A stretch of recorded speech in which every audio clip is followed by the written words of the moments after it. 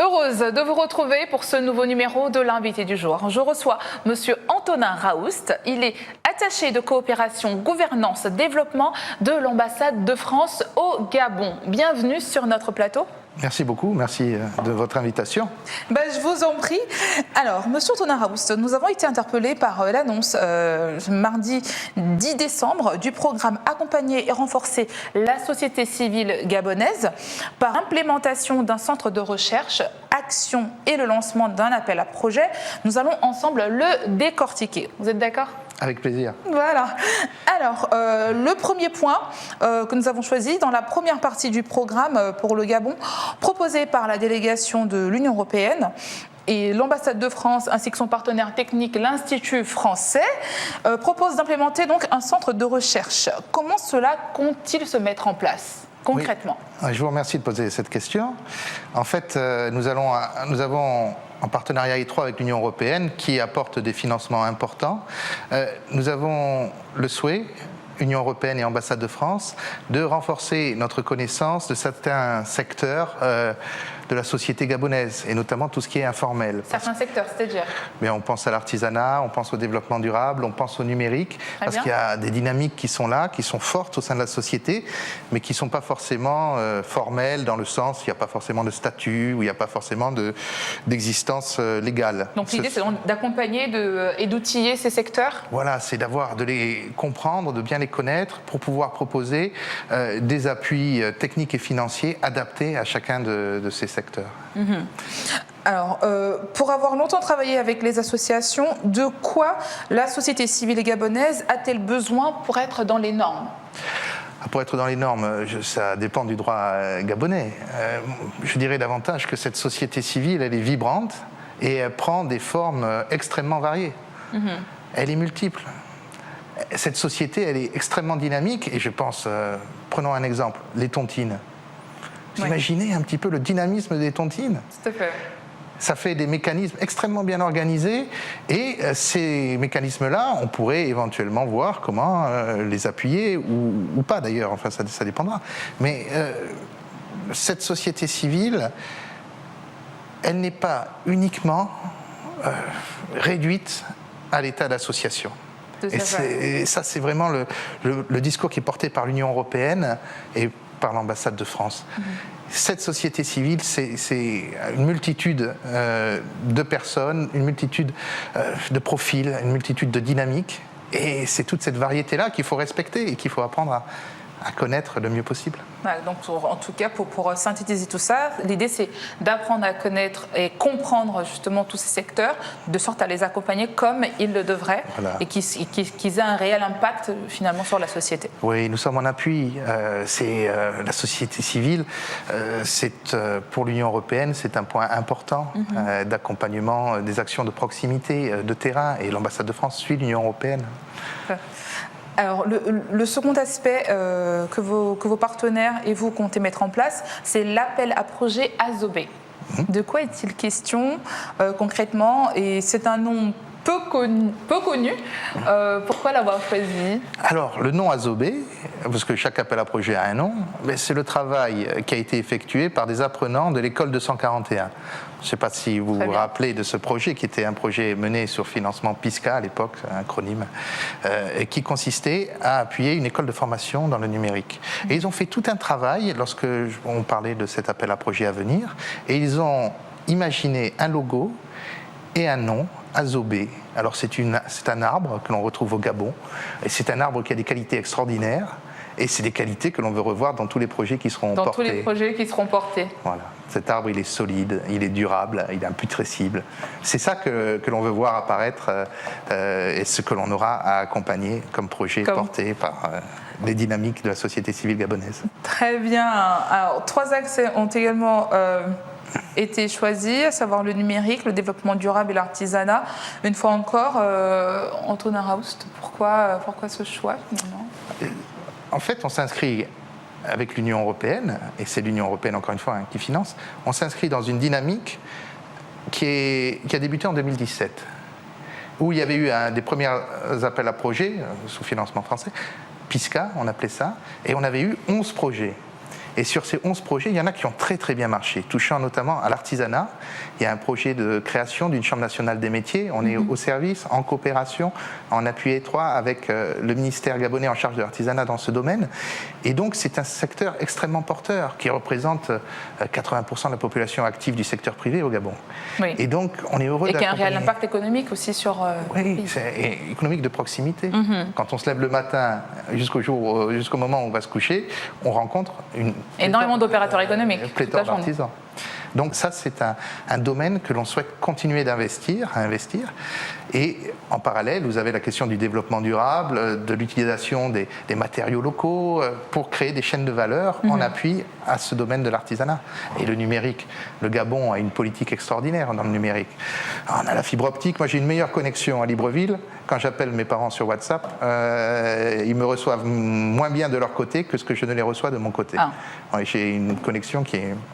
C'est vrai que question numérique, ici au Gabon, je pense qu'on est les meilleurs de l'Afrique centrale, sans doute, pour être modeste. Non, il ne s'agit pas d'être modeste, c'est une réalité. Ouais. Et là se posent des questions qui sont extraordinaires en lien avec cet accès numérique facile.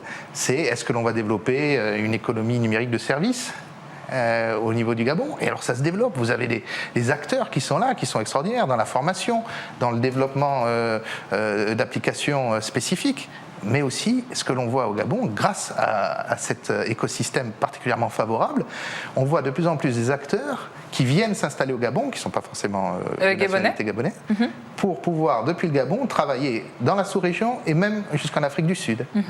Et ça, ça peut devenir là un hub d'opportunités en tout cas. Tout à fait. Alors, on a parlé de l'appel à projet tout à l'heure. Quelles sont les conditions d'éligibilité? Alors, il y a différents critères.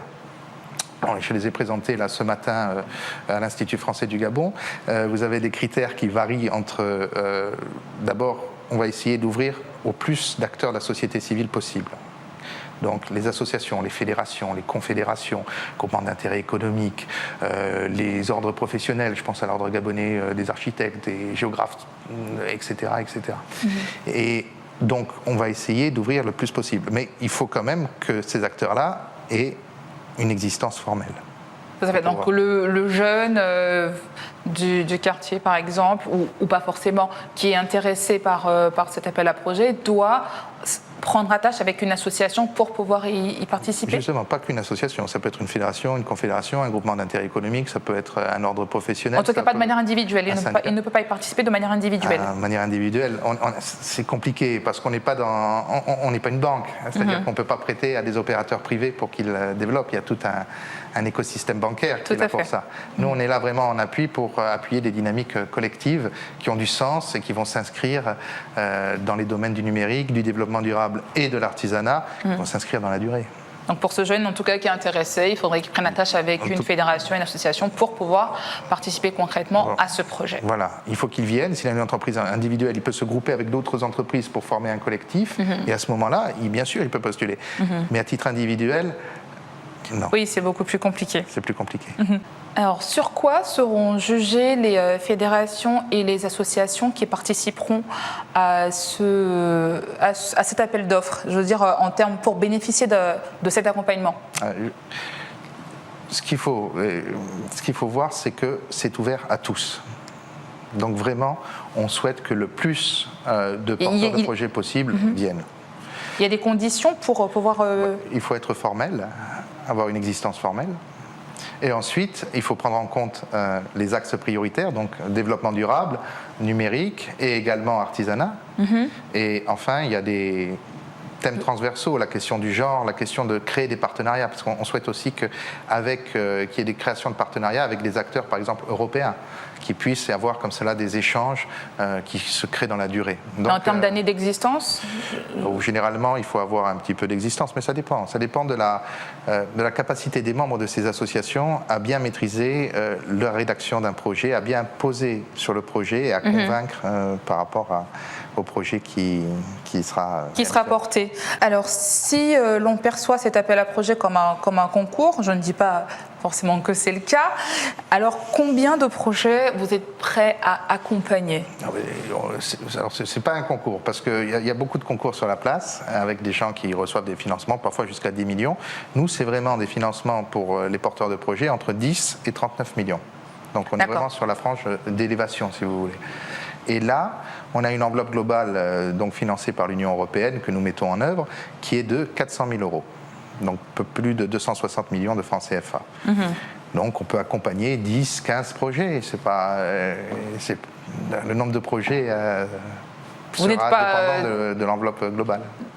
Très bien, très bien. Alors, un calendrier a été soumis aux principaux candidats. Combien de temps leur reste-t-il pour encore participer à cet appel à projet? Eh bien, aujourd'hui, nous avons eu la réunion publique d'information, donc ce jeudi 12 décembre, et les candidats, les associations, les groupements fédératifs, tous les organismes de la société civile gabonaise peuvent télécharger tout ce qui est document projet sur le site de l'ambassade de France, site internet de l'ambassade de France au Gabon. Et à partir de là, ils ont jusqu'au 28 février pour préparer leur projet. Et ensuite, après le 28 février, il y aura sur une grille de notation qui est tout à fait transparente. À la portée de tous. Un processus de sélection transparent, un comité qui se réunira et sous la présidence du directeur de l'Institut français du Gabon, avec bien entendu un représentant de l'Union européenne en son sein de ce comité de sélection, il y aura l'octroi de financement à un certain nombre de projets. Mais donc, aujourd'hui, 12 décembre, nous avons lancé. 28 février, c'est la fin on reçoit les derniers projets. En mars, on sélectionne. En avril, on finance et on met en œuvre. Très bien. Vous avez un dernier mot? Non, c'est vous dire que c'est une opportunité unique. C'est une opportunité unique pour des acteurs de la société civile d'aller plus loin dans leur démarche de projet, dans leurs idées, dans des opérations pilotes. Et ça, il faut s'en saisir. Vous dire aussi que cette initiative, elle est globale. C'est le travail que nous faisons au sein de l'ambassade de France dans le domaine de l'artisanat, dans le domaine aussi de l'appui à la société civile, mais c'est aussi un domaine pour lequel nous travaillons avec l'Union européenne. Et ça, c'est qui, de plus en plus, va investir ce champ-là et qui est un partenaire exceptionnel. Nous-mêmes, nous sommes au sein de cette Union européenne. Donc, il y a une mutualisation des moyens. Et nous sommes très heureux. Madame l'ambassadrice de l'Union européenne, d'ailleurs, qui vient d'arriver, a un parcours société civile très fort. Et c'est une chance et une opportunité, Madame Rosario Bento País. Et donc, il y a une dynamique qui s'enclenche. C'est une opportunité. Il faut la saisir. À saisir, voilà. Merci beaucoup d'être passé sur notre plateau. Mais je vous remercie. Merci à vous, amis téléspectateurs, de nous avoir suivis sur Gabon 24. Retrouvez-nous sur nos réseaux sociaux, Facebook, Twitter et en direct sur YouTube. Quant à moi, je vous donne rendez-vous très vite avec un nouvel invité. Bonne suite de programme sur Gabon 24.